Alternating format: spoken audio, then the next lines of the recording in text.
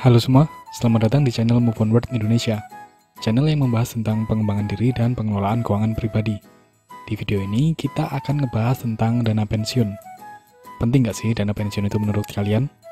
Menurut saya penting. Pertama, karena saya ingin di masa tua nanti tidak menjadi beban bagi anak-anak saya, khususnya dalam hal finansial. Saya ingin mereka fokus untuk mengurus keluarga mereka masing-masing. Lalu yang kedua, di masa pensiun nanti, saya ingin menikmati hidup dengan lifestyle tertentu. Kalau pensiun kan seharusnya kita udah santai ya, kita bisa menekuni hobi, memperkuat ibadah, main sama cucu, pokoknya yang enak-enaknya aja. Dan yang ketiga, kayaknya nanti saya bakalan happy nih kalau pensiun, saya bisa ngasih uang jajan untuk cucu-cucu saya. Nah, tiga keinginan saya tadi itu akan terwujud kalau saya memiliki dana pensiun yang cukup. Terus pertanyaannya adalah, kapan sih kita menyiapkan dana pensiun? Sebenarnya semakin dini semakin bagus ya. Kalau kamu sekarang umur 25, umur 25. Kalau sekarang umur 27, 27. Kalau sekarang umur 35 ya 35. Nggak ada kata terlambat dalam menyiapkan dana pensiun, tapi semakin dini semakin bagus. Karena dalam nominal ini akan kelihatan banget. Contohnya begini ya, kita masuk perhitungan. Di sini ada Rani, dan ada juga Beno. Mereka ini adalah kolega di satu perusahaan yang sama. Rani berumur 25 tahun, Beno umurnya 35 tahun. Nah, si Rani sama Beno, mereka sama-sama ingin pensiun dini di umur 45 tahun. Ini berarti Rani memiliki kesempatan 20 tahun untuk mengumpulkan dana pensiun. Dan Beno punya waktu 10 tahun. Karena Rani masih junior, dalam sebulan dia bisa menyisihkan sekitar 500.000 per bulan sebagai persiapan dana pensiun. Sedangkan Beno, karena dia lebih senior ya, gajinya lebih banyak, dia bisa menyisihkan 1 juta tiap bulan. Nah, sekarang pertanyaannya, saat umur 45 tahun, uang mereka ini berapa sih? Katakan nih Rani dan Beno ini sama-sama nggak tahu tentang investasi. Mereka naruh uangnya di instrumen yang rendah risiko, tapi ya returnnya nggak terlalu tinggi. Katakan itu adalah deposito. Nah, rate-nya ada di sekitar 5%. Kita akan cari tahu berapa uang mereka di umur 45 tahun dengan menggunakan rumus ini. Ini adalah jumlah uang yang akan diterima pada umur 45 tahun, future value. Lalu ini adalah cash flow, yaitu uang yang disisihkan tiap bulan, dihitung dalam 1 tahun ini. Dan ini adalah R, 1 plus R ini adalah rate-nya. Rate-nya itu kita pakai rate deposito 5%. Dan N adalah periode yang dibutuhkan dalam mengumpulkan dana, yaitu 20 tahun dan 10 tahun ini. Coba kita masukkan ya, sudah saya hitung. Rani ini, waktu umur 45 tahun, dia bisa mengumpulkan uang sekitar 198.395.724. Sedangkan Beno, di umur 45 tahun, dia bisa mengumpulkan 150.934.710 rupiah. Kelihatan nggak bedanya? Padahal Beno nih ngumpulinnya 2 kali lipat loh daripada Rani. Meskipun dia cuma punya waktu 10 tahun, dia bisa menyisihkan 1 juta tiap bulannya. Sedangkan Rani cuma 500.000. Tapi di sini Rani memiliki uang yang lebih banyak.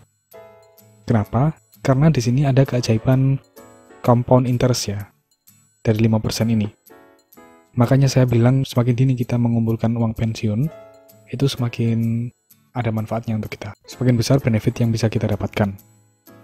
Saat kita tahu semakin dini dana pensiun itu dikumpulkan akan semakin bermanfaat untuk kita, sekarang pertanyaannya adalah, berapa sih dana pensiun yang kita butuhkan saat kita pensiun nanti? Pertama, kita perlu hitung berapa sih biaya hidup kamu sekarang. Ini pakai contoh saya ya. Saya merasa uang 5 juta ini udah cukup untuk saya kalau saya pensiun sekarang di kampung halaman. Ini bisa buat beli kebutuhan pokok, bisa buat jalan-jalan, bisa buat makan di restoran, bisa buat nonton bioskop, pokoknya hidup dengan layak lah dengan 5 juta ini. Terus pertanyaan selanjutnya adalah, kapan saya akan melakukan pensiun? Katakan saya ingin pensiun 20 tahun lagi. Nah, 20 tahun lagi, otomatis 5 juta ini nilainya udah berbeda kan? Nggak mungkin dia memiliki nilai yang sama. Katakan 5 juta ini sekarang bisa buat beli kambing 2, mungkin nanti 20 tahun lagi 5 juta ini cuma bisa beli anak kambing. Nah, sekarang kita perlu cari tahu tingkat inflasi sekarang itu kira-kira berapa. Setelah saya baca-baca, mungkin kita bisa ambil di rate 4% ya setahun. Ini kita ambil contoh 4%. Nah, kita hitung sekarang 5 juta ini 20 tahun lagi berapa kalau inflasinya 4%. Kita pakai rumus ini. Nah, ini adalah nilai uangnya 20 tahun lagi. Ini adalah uangnya sekarang, yaitu 5 juta. Ini adalah 1 plus rate. Rate-nya kita pakai 4%, rate inflasi. Dan N adalah periodenya, 20 tahun. Oke, kita masukkan angkanya. Saya dapat di angka sekian. 10.955.615 rupiah. Ini dalam waktu 1 bulan ya.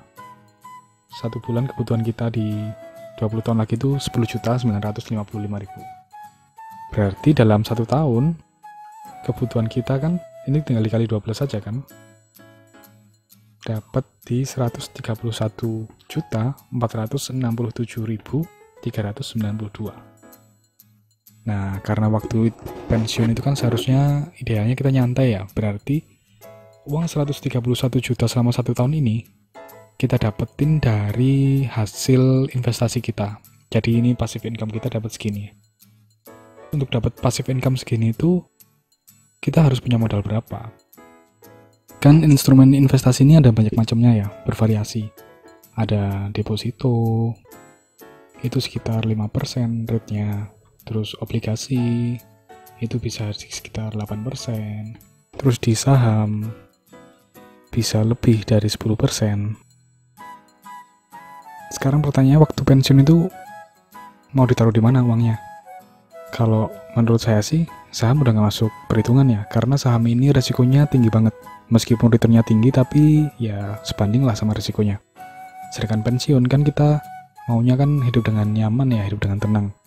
Jadi kita nggak perlulah ambil resiko yang terlalu besar. Jadi pilihannya ada di deposito atau obligasi. Sekarang kita lihat di deposito. Deposito dalam setahun dia bisa ngasih return sekitar 5%. Tapi kalau 5% ini kayaknya menurut saya juga kurang cukup, karena inflasinya aja udah 4%. Berarti tinggal 1% dong buat hidup. Nah, menurut saya sih yang paling pas di sini, di obligasi.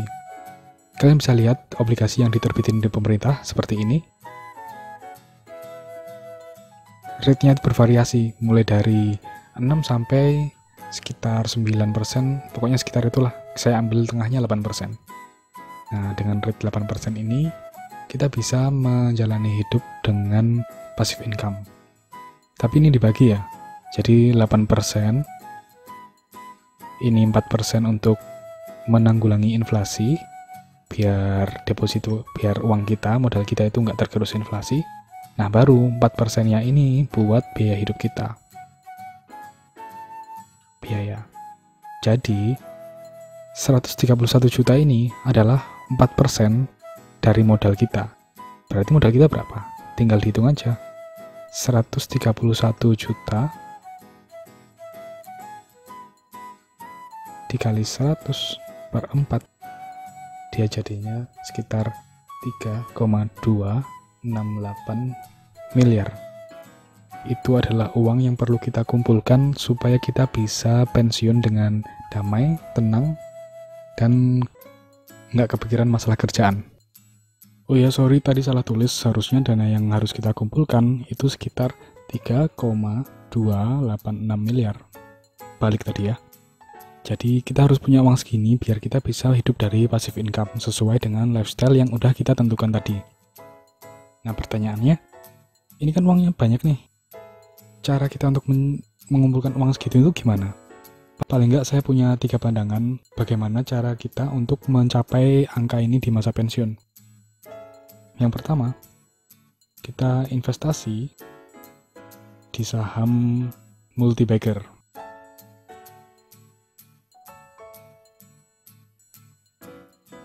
Multi-bagger ini apa sih? Multi-bagger itu adalah saham yang nilainya bisa meningkat berkali-kali lipat.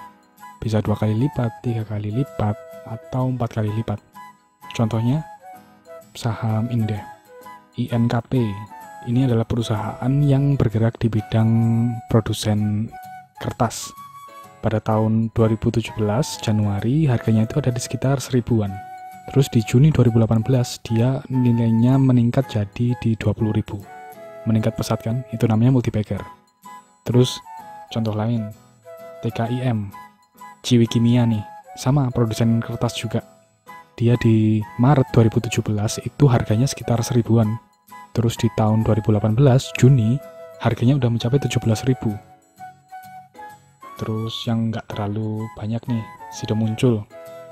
Sido Muncul itu di Januari 2018, sahamnya satu lembar itu 500 perak, 500-an. Di bulan Juli 2020, nilainya udah 1.200. Udah naik 2 kali lipat lebih kan? Itu maksudnya saham multi-bagger. Cuma di sini kelemahannya kalau kita mau nyari uang segini dengan investasi di saham, kita harus mau punya modal yang lumayan besar juga. Terus cara yang kedua adalah menjadi expert. Maksud saya menjadi expert ini adalah kita menjadi orang yang terbaik di bidang kita masing-masing. Jadi biar keringat kita itu dibayar lebih mahal.